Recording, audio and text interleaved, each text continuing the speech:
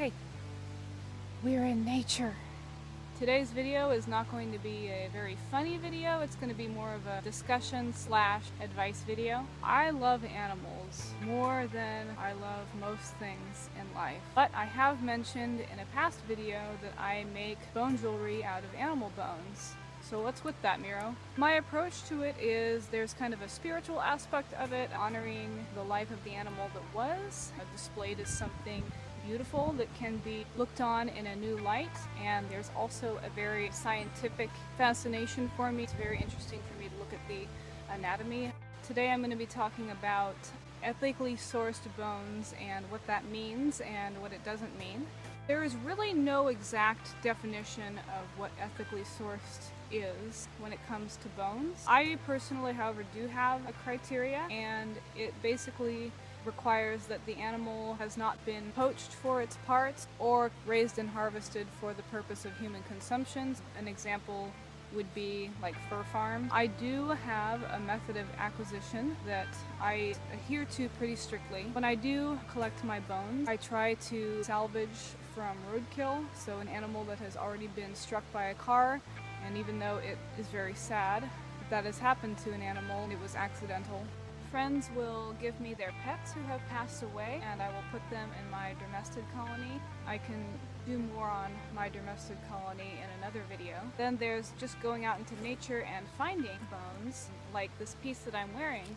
My friend found this baby deer that was very obviously a mountain lion kill. It was way out in the middle of nowhere, and so he brought him back to me for me to clean.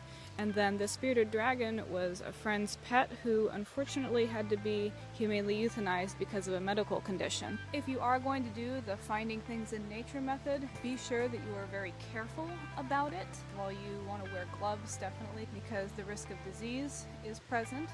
A lot of things are okay for you to take home, but pretty much any bird, especially raptor feathers, even if you find something that has been clearly shed, all birds are protected. It's actually very illegal to have their parts.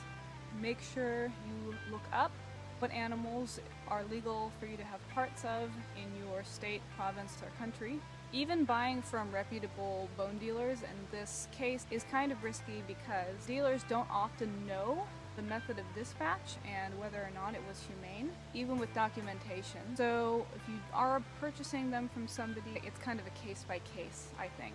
Same thing goes for internet purchases, and be wary of buying things out of state, as it might not be legal for your state. Overall, there are things that you should definitely just avoid in general. Don't buy ivory.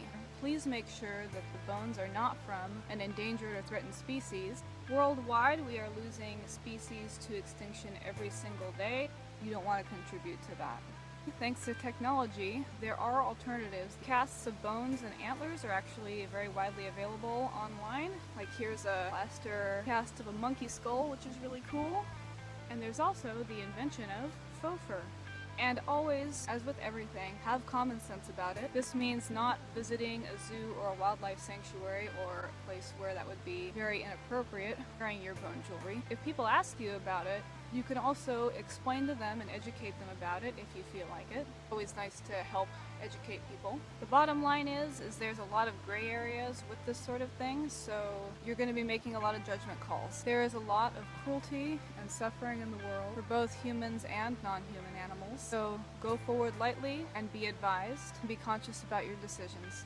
I would love it if this topic were open for more discussion, so feel free to leave some comments in the comment section below, and we'll talk about this. Thank you for joining me on this lovely day. I'll see you next week.